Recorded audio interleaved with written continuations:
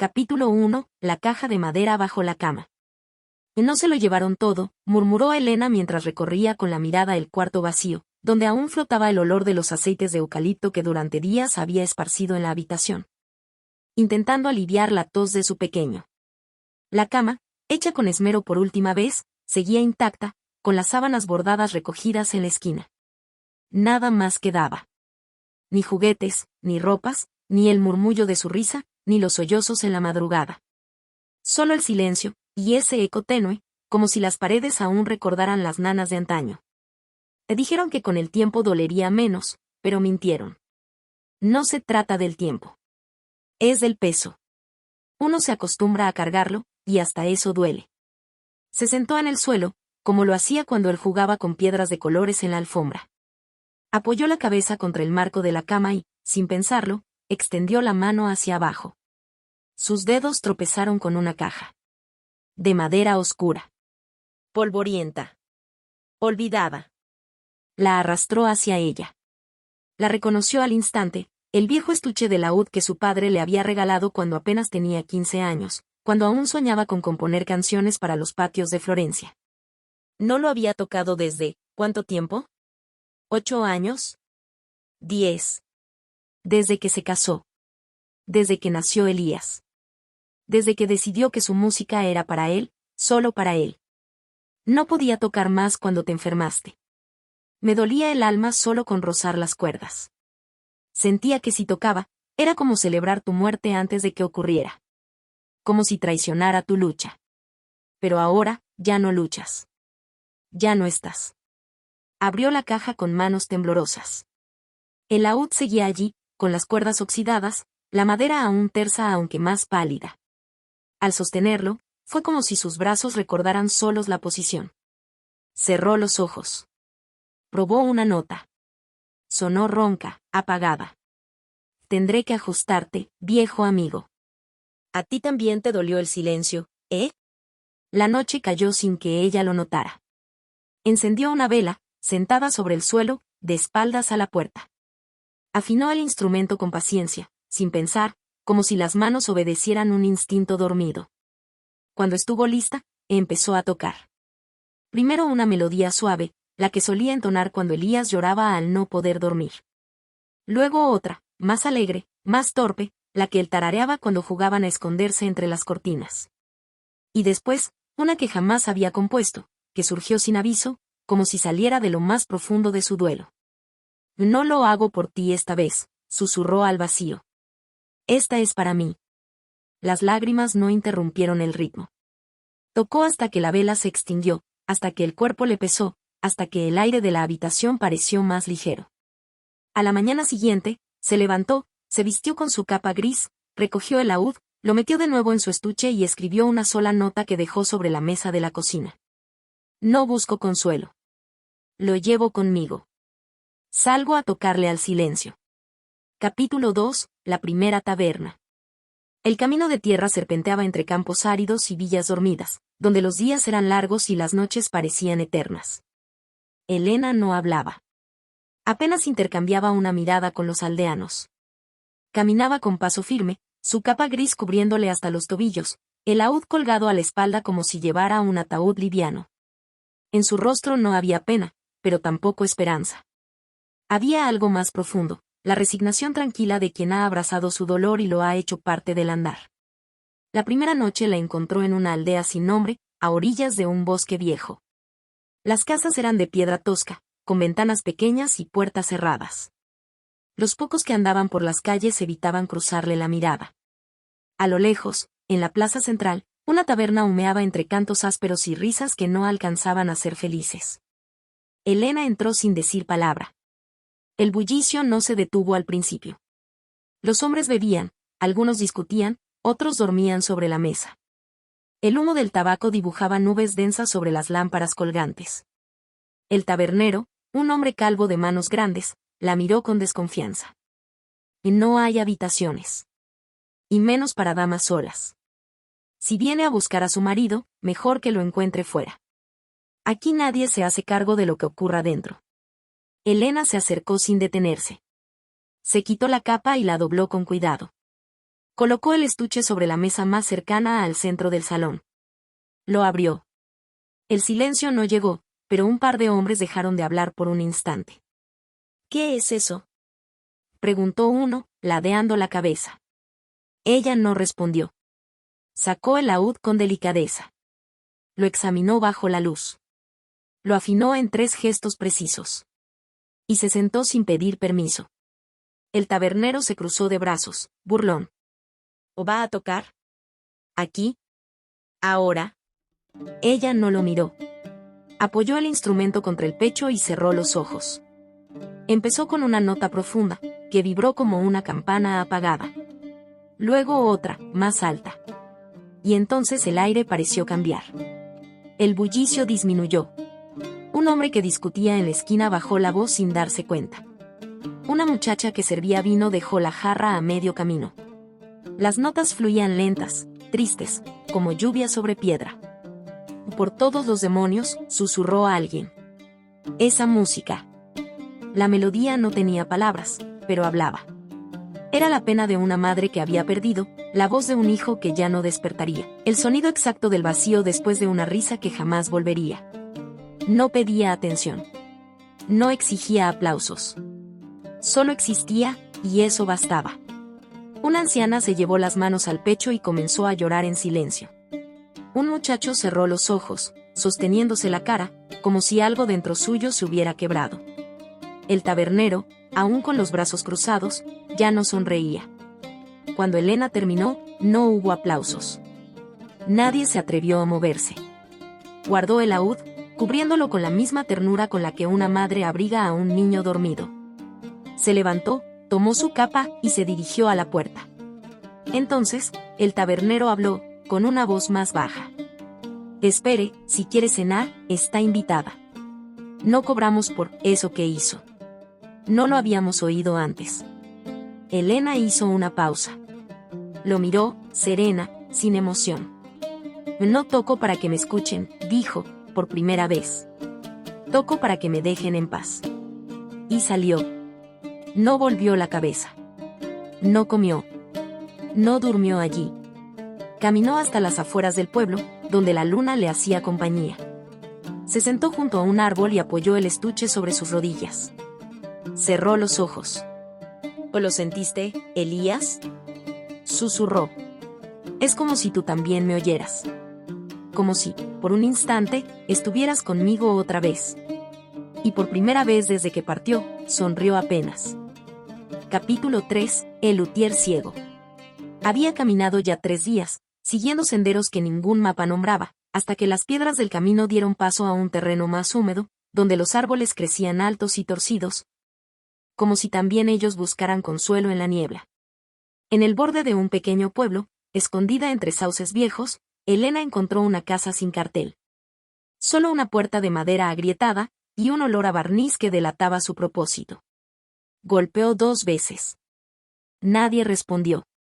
Iba a marcharse cuando una voz apagada surgió del interior. Está abierta. Pase. Entró. El taller era oscuro, con las ventanas cubiertas por paños gruesos. El polvo flotaba en haces de luz que se colaban por grietas en el techo. Instrumentos de todo tipo colgaban en silencio, violas, vihuelas, salterios, laúdes como el suyo, algunos terminados, otros a medio construir. El hombre que le esperaba estaba sentado junto a una mesa, con las manos sobre un bloque de madera y los ojos perdidos. Tenía el rostro surcado de arrugas, el cabello blanco como lino sin teñir.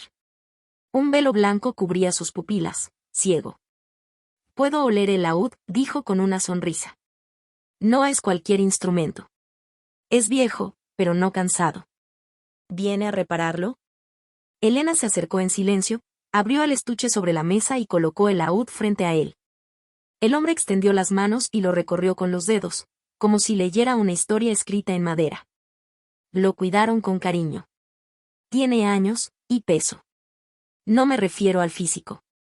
Este laúd ha sido testigo de cosas que no se nombran. Lamentos.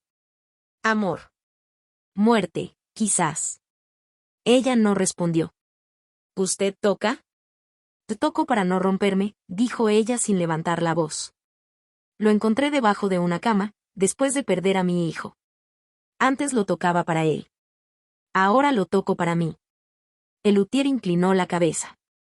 Perder a un hijo no es algo que el cuerpo esté diseñado para resistir.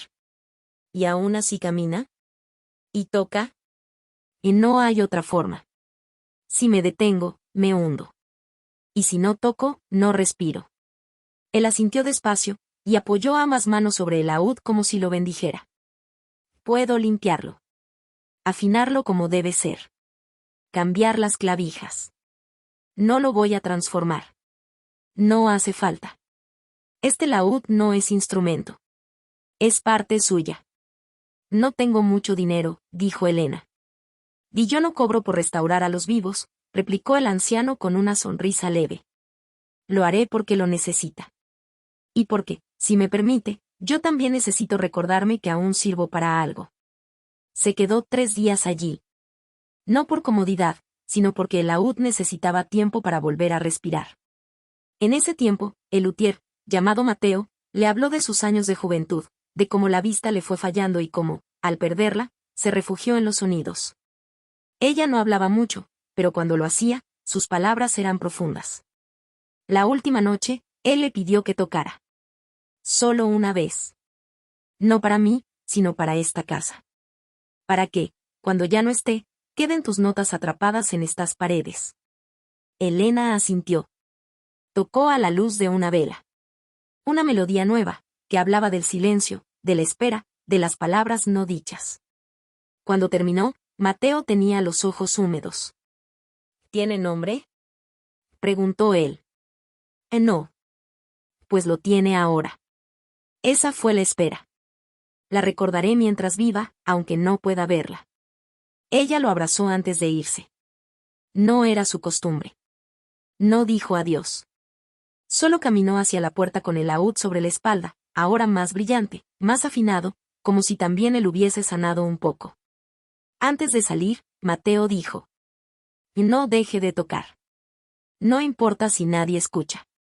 Hay almas que sanan solo con saber que alguien, en alguna parte, convierte el dolor en música. Elena se detuvo, cerró los ojos, y murmuró: eso intento. Ser eco del dolor de otros. Y siguió andando. Capítulo 4, donde el vino amarga. Había pueblos donde nadie cantaba, ni siquiera en las fiestas. Lugares donde el pan se vendía duro y los hombres se emborrachaban no para celebrar, sino para olvidar. Fue en uno de esos pueblos, cuyo nombre ni siquiera figuraba en los mapas de los mercaderes, donde Elena decidió entrar a tocar. No porque lo deseara, sino porque lo necesitaba. La taberna se llamaba El Gallinazo. Las paredes estaban manchadas por años de humo y vino derramado. El aire era espeso, y el murmullo de voces se confundía con gritos de borrachos que se insultaban con palabras repetidas. Nadie miraba a nadie. Nadie confiaba en nadie. Allí, el dolor se bebía. Elena cruzó la puerta, dejó su capa mojada por la lluvia y caminó entre las mesas como un espectro. Nadie se apartó. Nadie le hizo sitio. Pero todos la notaron. Ella no hablaba. Solo eligió una esquina vacía, abrió el estuche, y sacó el laúd con movimientos precisos. Era la única que no llevaba una copa. ¿Va a cantar o a robar?, y dijo un hombre de barba desordenada, sin moverse de su sitio. Si cantara, respondió ella sin mirarlo, mataría la melodía. Y comenzó. Al principio, nadie prestó atención. El sonido quedaba sepultado bajo los gritos y los golpes de vasos. Pero, poco a poco, las notas fueron deslizándose entre las conversaciones, agrietando los muros de indiferencia. No era una melodía conocida. Era una mezcla de ternura y tragedia, como si las cuerdas lloraran por sí solas. Una mujer, sentada sola en la barra, dejó de mirar su copa. Su rostro estaba hinchado por el llanto reciente. Se giró, despacio.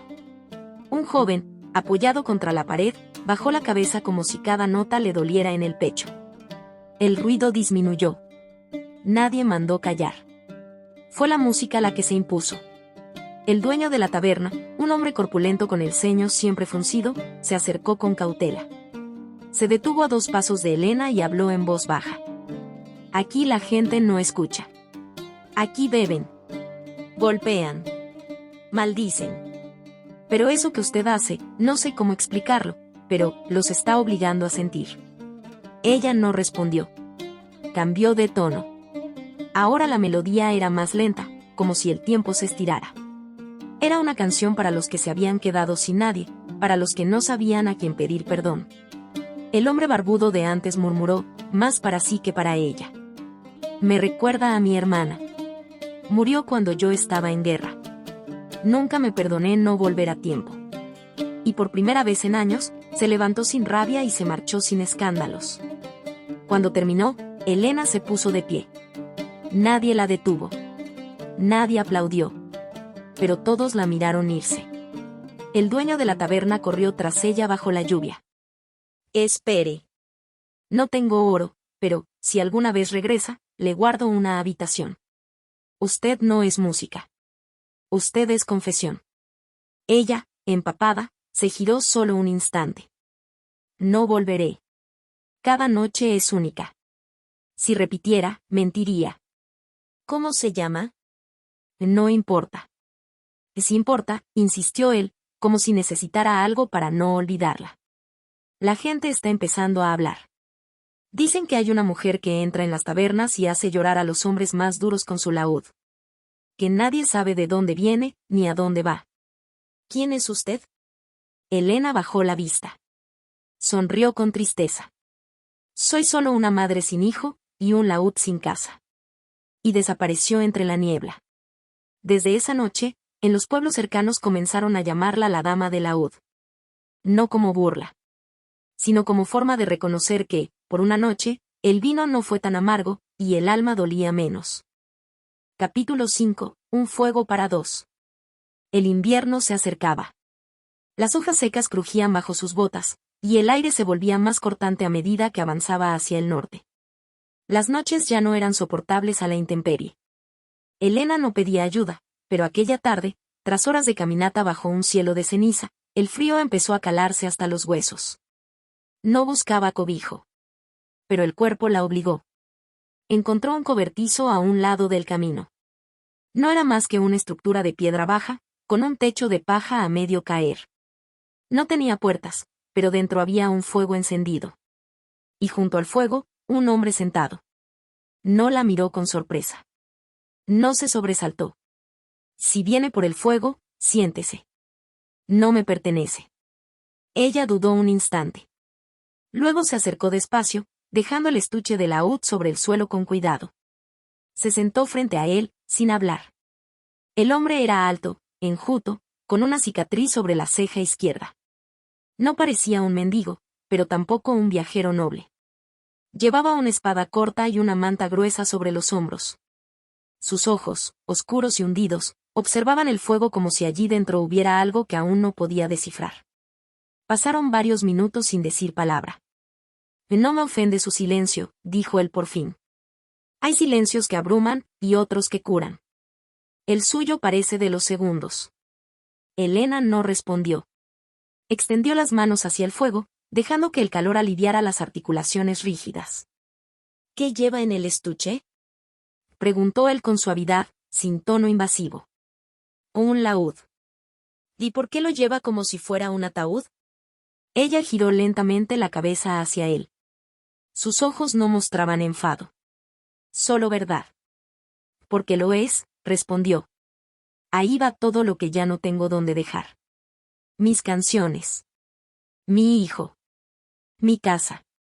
Mi nombre. El hombre asintió despacio. Y entonces toca por duelo. Toco por necesidad. Si no toco, me pudro. ¿Y cuando toca, qué pasa? En nada. O todo. Depende del oído. Él sonrió, como si comprendiera más de lo que decía. Yo maté a un hombre. Hace años. No era malo, ni tampoco yo lo era. Pero la guerra convierte a todos en lo mismo. A veces me despierto soñando su rostro. Y me pregunto si tiene hijos, si alguna vez tocó un instrumento. Quizás sí. Quizás no. Quizás su hijo también sueña con alguien que ya no está, susurró Elena. El fuego chispeó entre ellos. Afuera, El viento soplaba como una canción sin letra. Tóquela, dijo él al cabo. No por mí. Por usted. Por este momento. El mundo afuera seguirá siendo cruel, pero si toca ahora, tal vez dentro de este círculo de luz algo quede intacto. Elena abrió el estuche. Acarició las cuerdas con la punta de los dedos. El laúd estaba templado, aún con el frío del camino. Se acomodó sobre el muslo y comenzó a tocar. Era una melodía baja, íntima, apenas audible. Una canción que no buscaba conmover, sino acompañar. Como una madre que se sienta al borde de la cama de un niño enfermo y no le habla, solo le toma la mano. El hombre no se movió. Cerró los ojos y escuchó. Cuando terminó, él murmuró. Se siente como si alguien me hubiera dicho todo lo que necesitaba oír, sin palabras. Elena guardó el laúd y volvió a sentarse en silencio. ¿Tiene nombre?, preguntó él. No. ¿Que el suyo? Ya no uso nombres. Él asintió. Yo me llamo Gaspar. No porque quiera que me recuerde. Solo porque a veces decir un nombre nos hace humanos otra vez. Elena no respondió, pero se quedó junto al fuego hasta el amanecer. Cuando se fue, Gaspar le dejó un trozo de pan, envuelto en tela. Para el camino. Y si alguna vez vuelve, no será la misma. Pero el fuego será suyo también. Ella lo miró una última vez, y dijo. Y gracias por escuchar. Hay noches que pesan menos después de ser compartidas. Y siguió su andar, mientras el sol nacía detrás de los montes y el viento, por un instante, pareció más cálido. Capítulo 6. El teatro vacío. El invierno la encontró en una ciudad de piedra gris, donde las calles eran anchas y los relojes marcaban horas que nadie respetaba. Allí, entre plazas frías y campanas que sonaban sin que nadie las escuchara, Elena vio un teatro abandonado. Tenía las puertas abiertas de par en par, como si aguardara a alguien. Nadie entraba. Nadie barría. Las butacas cubiertas de polvo y telarañas estaban aún alineadas frente al escenario, que crujía a cada paso. Era un lugar dormido, olvidado por los artistas y por el tiempo. Ella no pensaba entrar. Pero el laúd, colgado a su espalda, parecía pesar más frente a ese umbral. Se adentró sin hacer ruido. Caminó por el pasillo central, como si el eco de otros pasos aún le marcara el camino. Subió al escenario. El aire allí arriba era distinto, más denso.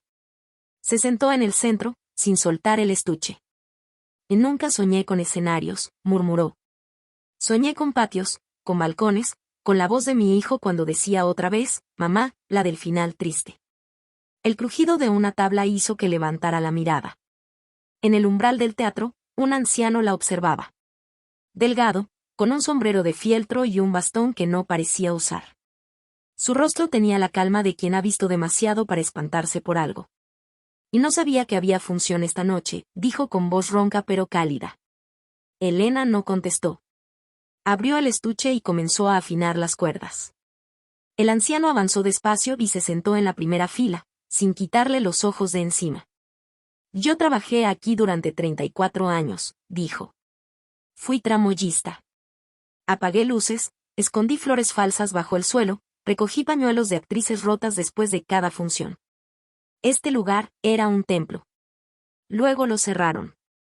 Dijeron que el arte ya no llenaba las mesas. Que la gente prefería los gritos al susurro. Y los teatros vacíos son como tumbas que siguen esperando su muerto. Elena tocó. Una sola nota, luego otra, y otra más. Su melodía no era para un público. Era para las paredes. Para el techo desportillado. Para las butacas que habían visto más emoción que muchas casas. El anciano se acomodó en su asiento y cerró los ojos. ¿Sabe una cosa, señora de laúd? Y dijo al cabo.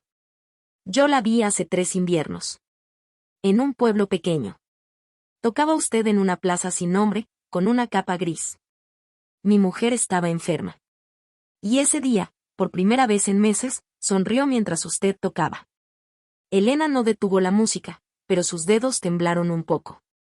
Cuando ella murió, yo regresé al teatro. Lo abrí solo para hablarle a los recuerdos. Nunca volví a escuchar algo así, hasta ahora. Elena terminó la melodía y volvió a guardar el instrumento. No soy artista, dijo al fin, sin levantar la mirada. Solo cargo mi pena como otros cargan cruces. Pero cuando toco, parece que no pesa tanto. El anciano se incorporó con esfuerzo. Entonces deje que otros se apoyen en ella también. No para aplaudir. No para adorarla. Solo para no sentirse tan solos. Y no quiero fama. Y no la tiene. Tiene otra cosa. Tiene la voz de los que no saben hablar. De los que lloran por dentro. De los que están sentados donde usted no ve. Elena se acercó hasta el borde del escenario. Se sentó con las piernas colgando, como una niña. ¿Por qué hay lugares que duelen menos cuando suenan ciertas notas? Porque hay músicas que no vienen del arte. Vienen del dolor, respondió él. Y ese dolor sabe hablar mejor que cualquiera. Se quedaron en silencio un rato. Luego ella se puso de pie. Bajó del escenario. Caminó hacia la puerta. El anciano, antes de que se fuera, dijo en voz baja. Que el mundo no la calle. Aunque no la entienda.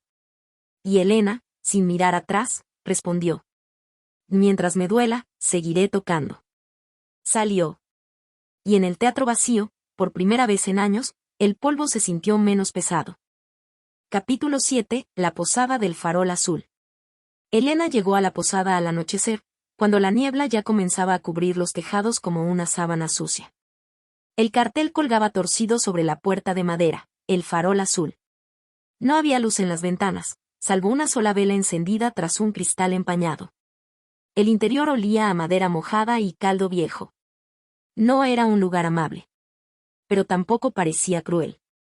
Era un sitio detenido en el tiempo. La mujer detrás del mostrador era joven, con ojeras profundas y manos agrietadas. La miró sin interés, como si no esperara nada de nadie. ¿Una habitación? Elena asintió con lentitud. Una noche. 5 monedas. No hay cena caliente, pero hay pan duro y agua. ¿Nombre? No doy nombres, respondió ella con voz firme. La joven no insistió. Le entregó una llave sin número. Segundo piso. Al fondo. La que tiene la lámpara colgada en la puerta. Nadie duerme allí desde hace tiempo. Elena subió sin decir nada más. La habitación era sencilla, cama, silla, mesa. Nada que contar. Nada que romper. Colocó el laúd sobre la mesa y encendió la lámpara. El cristal azulado de la tulipa teñía todo de un tono extraño, como si la habitación estuviera bajo el agua. Tocó esa noche sin público. No por tristeza. Sino porque su alma lo exigía. Tocó con las ventanas abiertas, dejando que las notas salieran a la calle, se mezclaran con la niebla, llegaran a donde hicieran falta. Al día siguiente, cuando bajó, la joven le esperaba en la barra. Había cambiado de expresión. ¿Usted tocó anoche? Elena solo se quedó mirándola. Mi madre está enferma. No duerme desde hace semanas. Está allí arriba, en el altillo. Anoche, cuando usted tocaba, se quedó dormida. ¿Y eso le parece un milagro? No. Me parece imposible. Y por eso, le traje esto. Le tendió una taza de barro. Dentro había leche caliente con miel. No tengo cómo agradecer lo que hizo. No le pedí que tocara. Pero usted lo hizo, y fue como si en la casa algo se abriera. Como si el aire fuera distinto. Elena aceptó la taza, pero no bebió de inmediato. Y no toco para ayudar. No soy sanadora. Pero lo hizo, insistió la joven. A veces la ayuda no es una promesa, es un accidente. Algo que pasa, sin que nadie lo espere. Como la lluvia que llega en la sequía. Se sentaron a la mesa en silencio. Después de un rato, la joven habló. Yo también tuve un hijo. Nació muerto. Nadie me habló del duelo que no se ve. Me decían, ya tendrás otro, como si un hombre pudiera ser reemplazado. Pero anoche, cuando le escuché desde el pasillo, fue como si él respirara otra vez, por un momento. Elena la miró con una ternura contenida. Yo perdí al mío entre canciones. Le canté hasta la última fiebre. Y luego, ya no pude más. Hasta que un día, lo hice solo para mí. Y descubrí que todavía dolía. Pero dolía menos si lo compartía con el laúd. La joven se cubrió el rostro con las manos. ¿Cómo se sigue? ¿Cómo se vive sin volverse piedra? No se vive, respondió Elena. Se camina. Y un día, sin saber por qué, una flor crece donde antes solo había ceniza. Tomaron juntas la leche en silencio. Al irse, Elena dejó una pequeña melodía escrita en un pedazo de papel. No tenía título. Solo los acordes, y una nota. Para las madres que no tuvieron cuna, pero guardan canciones. Y esa noche, mientras caminaba bajo la lluvia fina, alguien desde la ventana de la posada comenzó a tocarla, torpemente, en una flauta desafinada. Y Elena sonrió, por primera vez en días. Capítulo 8. Los oídos del soldado. El viento era más fuerte en aquella región. Sopla entre los campos secos con un silbido agudo, como si el mundo entero estuviera siempre a punto de llorar. Elena no buscaba ya los pueblos. Solo se detenía cuando el cuerpo lo exigía. Y aquel día, fue el dolor en los tobillos el que la hizo entrar en un viejo fuerte reconvertido en hospedería para viajeros solitarios. El lugar estaba casi vacío. Un fogón bajo mantenía tibia la sala común, donde un hombre de rostro endurecido tallaba madera con una navaja. Tenía la cabeza rapada, y llevaba el uniforme roto de un viejo regimiento. La espada, colgada en la pared, parecía más una sombra que un arma. Cuando Elena entró, él ni siquiera levantó la vista. Solo hay sopa y techo, dijo sin emoción. Las camas crujen y el pan se parte como piedra. Si busca comodidad, siga andando. Elena se acercó al fuego, se quitó la capa húmeda y la extendió sobre una silla. No respondió. El hombre siguió tallando sin hablar por un largo rato. Luego, con voz más baja, casi confesional, dijo: No hay música aquí. Los que dormimos entre gritos dejamos de escucharla hace años. Elena lo miró. Él la miró por fin. Sus ojos estaban grises, apagados. La oreja izquierda, mutilada, mostraba una cicatriz fea que el tiempo no había disimulado. Perdí parte de la audición en la guerra, explicó. No el sentido del todo, pero sí el eco. Las canciones me suenan a golpes, los cantos me arden. Así que no me toque. No aquí. Ella sacó el laúd, lo colocó sobre las rodillas. Lo afinó con una delicadeza que parecía más bien una ceremonia. El soldado la miró con desconfianza. Le dije que no lo haga. No tocaré para usted, respondió Elena. Tocaré para mí. Como siempre. Y lo hizo. La melodía fue suave, mínima, como un susurro que apenas roza. Una canción sin urgencia. Era como si el laúd no quisiera romper el silencio, sino meterse dentro de él, abrazarlo. Notas lentas, separadas, como si caminaran descalzas sobre tierra helada. El soldado dejó de tallar. Se quedó inmóvil, con la navaja suspendida en el aire. ¿Qué es eso?, murmuró. No es ruido. No me hiere. No me rebota en el cráneo como un tambor. Se siente, como si alguien me hablara desde muy lejos. Como cuando en el frente uno escuchaba su nombre dentro de un sueño, pero no sabía si venía del campo o del recuerdo. Elena no respondió. Cambió el tono. Una melodía más profunda. Un pulso más cercano al corazón. Y no tengo nombre para esto, dijo, sin dejar de tocar. A veces compongo lo que duele. Otras, lo que ya no puedo llorar. Mi hermano tocaba la guitarra, dijo él de pronto, casi con rabia contenida. Murió frente a mí. Le atravesaron el pecho. Y nunca más quise oír una cuerda. La melodía bajó un tono más. Casi se apagó. ¿Y ahora? Ahora, no me duele. Me quema. Pero no duele. Es distinto. Elena terminó. El fuego aún chispeaba en el hogar. Guardó el laúd con la calma de quien guarda un cuerpo amado. El soldado respiró hondo. No sé quién es usted. Ni de dónde viene. Pero esta noche, por primera vez desde la guerra, sentí que todavía tengo un oído vivo. Uno que sirve. Aunque sea para llorar. Eso basta, dijo ella. A veces el alma necesita una grieta para salir. Solo eso. Antes de marcharse, él se levantó, buscó algo entre sus cosas y le entregó una pequeña figura de madera. Es un búho. Lo tallé cuando aún no me temblaban las manos. Guárdelo. Para que recuerde que su música llega incluso a quienes dejaron de escuchar. Elena aceptó el regalo. Lo metió en una bolsa de tela. Y gracias. Me acompañará en los silencios. Y se fue, sin volverse. Aquella noche, el soldado encendió el fuego de nuevo, aunque no hiciera frío. Se sentó frente a él, con los ojos cerrados, tratando de recordar cada nota. No todas las guerras dejan muertos. Algunas solo dejan almas a medio vivir. Pero esa noche, una de ellas volvió a latir. Capítulo 9. La casa de las hortensias marchitas. Volver no fue decisión. Fue un impulso. Como si el viento, que esa mañana soplaba distinto, le hablara con la voz de su hijo. El laúd pesaba lo mismo. El cuerpo, más. Pero los pies la llevaron sin pedir permiso. Cruzó senderos conocidos, atravesó campos que antes caminaba con Elías de la mano, cuando él le pedía canciones para las mariposas. No había pensado en su casa en meses. Tal vez en años, si se contaban en emociones.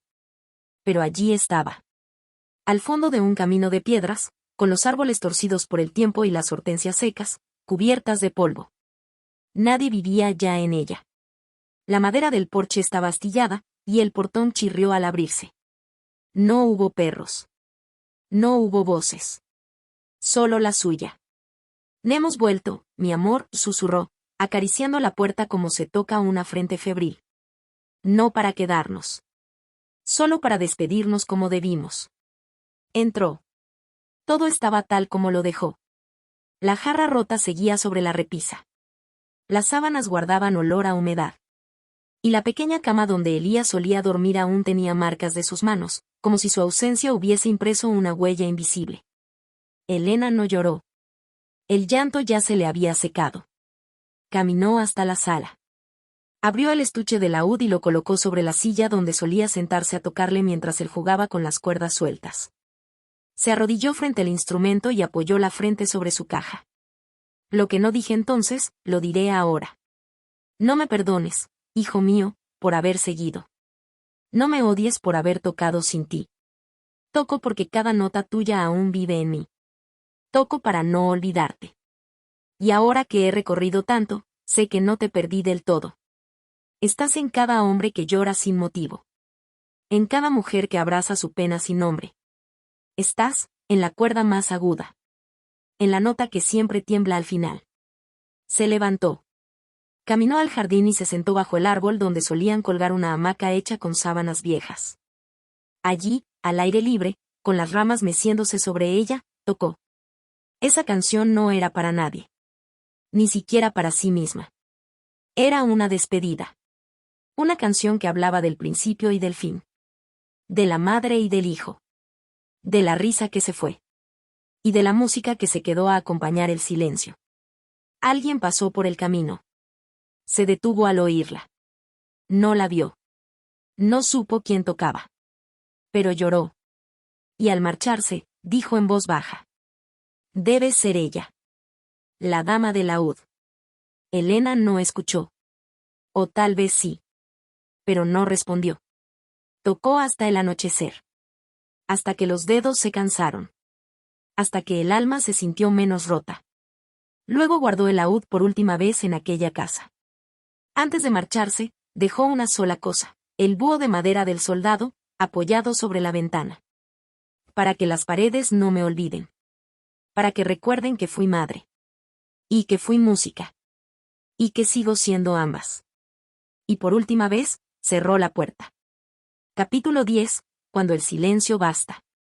La noticia se extendió sin que nadie supiera cómo empezó, la dama del laúd se ha detenido. No era certeza. Era rumor. Pero en los caminos de polvo, entre comerciantes, soldados y mujeres errantes, se decía que aquella mujer que tocaba sin pedir nada, que nunca daba su nombre, que transformaba la tristeza en cuerda y compás, ya no caminaba.